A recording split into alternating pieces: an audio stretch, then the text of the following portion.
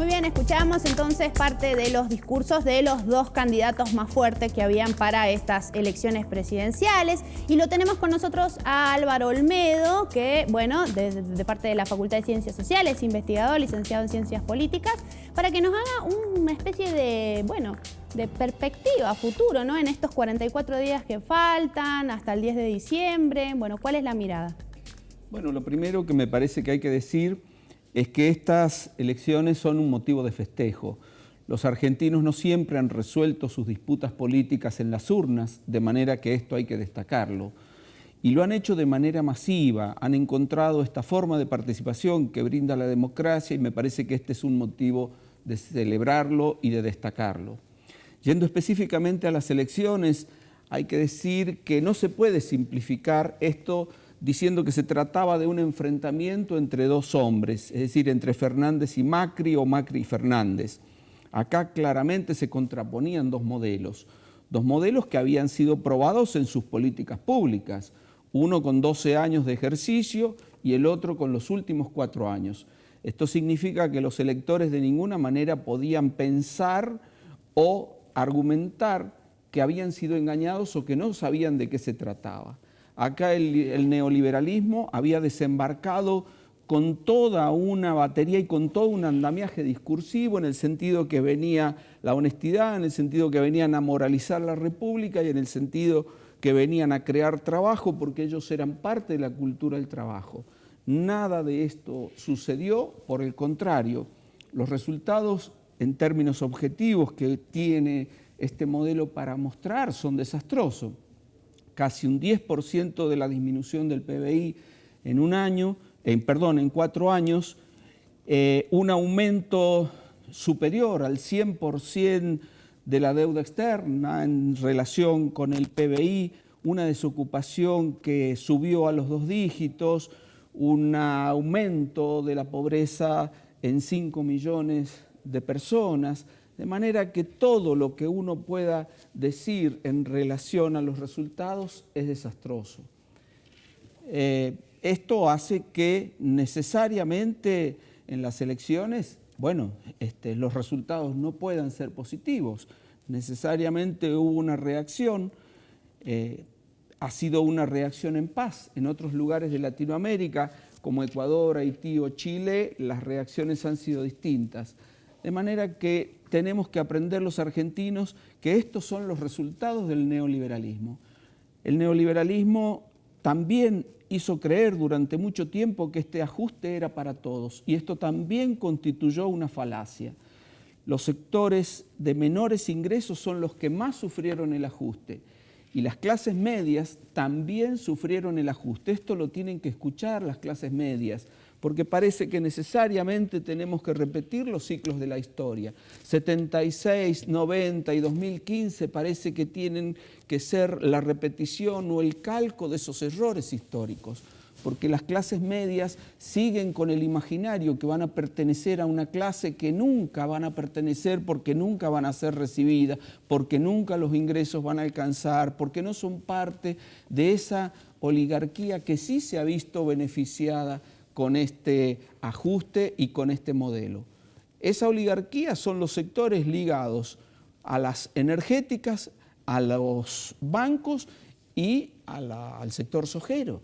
Han tenido acumulación de ganancias en términos escandalosos, mientras que por otro lado se han generado grandes bolsones y grandes sectores de pobreza y de hambre.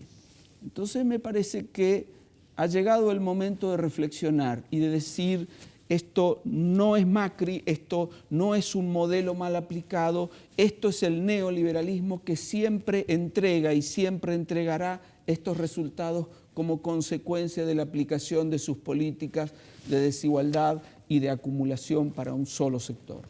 Bien, y con respecto a esto, ¿no?, del modelo y de las elecciones, ¿es posible que la gente vote por modelos o vota por ideas, ¿no? ¿Voto peronismo, antiperonismo, Macri, Fernández, o voto un modelo u otro?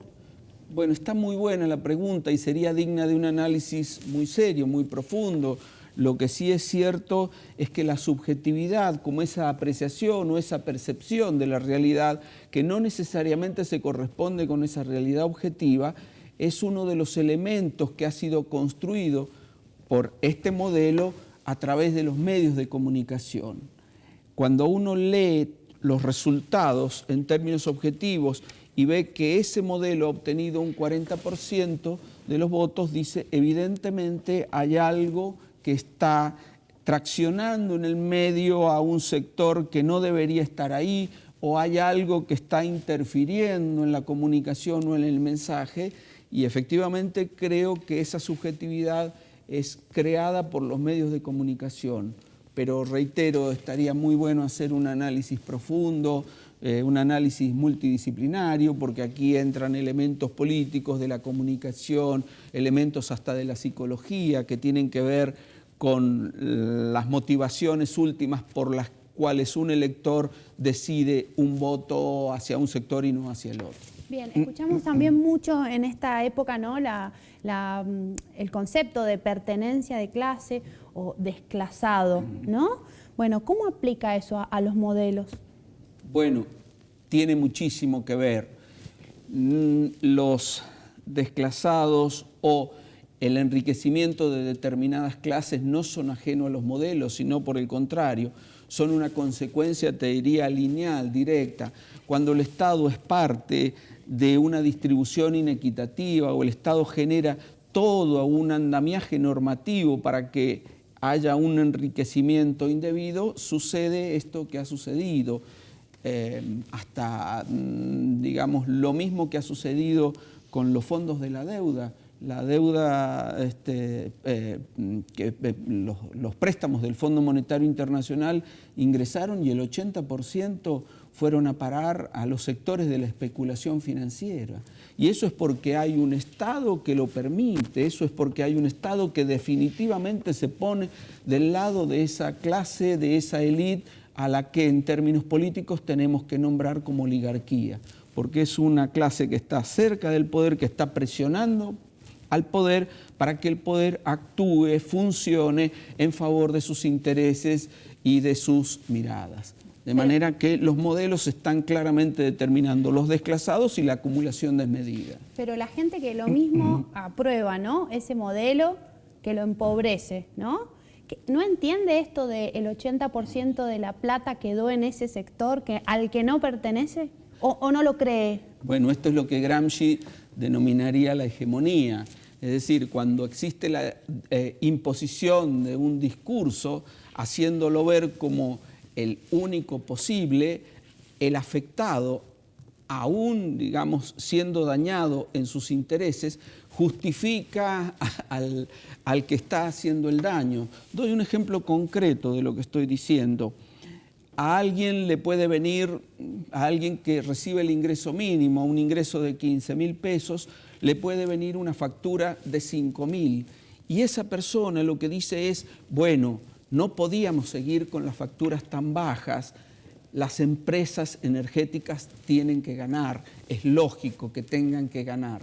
Eso justamente es la penetración de ese discurso hegemónico. Es decir, le hacen creer al sometido que no es su derecho criticar o protestar, sino por el contrario, que él tiene que entender que el mercado tiene sus leyes y que esas leyes son inexorables y que si él es víctima de esas leyes tendrá que esforzarse más para ver de qué manera va a pagar esa factura.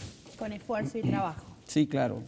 Bien. Bueno, gracias Álvaro. Habrá que ver qué nos deparan estos 44 días, ¿no? Y la reunión de esta mañana. Creo que estos 44 días y todo lo que viene en adelante tiene que necesariamente transformarse en un nuevo pacto social. Acá hay un cóctel muy peligroso que está dado por una deuda externa que es impagable en los términos que está pactada, hay un hambre que está contenido y el hambre es violencia, no se le puede decir al hambriento que espere un poco hasta que el Estado se recomponga, ahí el Estado tiene que acudir de manera urgente, no hay posibilidades de espera, de manera que hay una serie de elementos que hace que todo sea urgente y todo es muy grave. La desocupación, la inflación, la especulación financiera. No puede ser que alguien siga ganando el 100% de intereses por no hacer nada, por jugar a la timba financiera. Ya vamos a tener un especialista que nos va a hablar de eso. Pero lo concreto es que necesariamente hay que transitar hacia un nuevo pacto social. Un nuevo pacto social que tenga más equidad, más solidaridad y que ponga necesariamente al trabajo en la centralidad de las preocupaciones de los argentinos y desplazar definitivamente la timba financiera, la especulación y la desigualdad.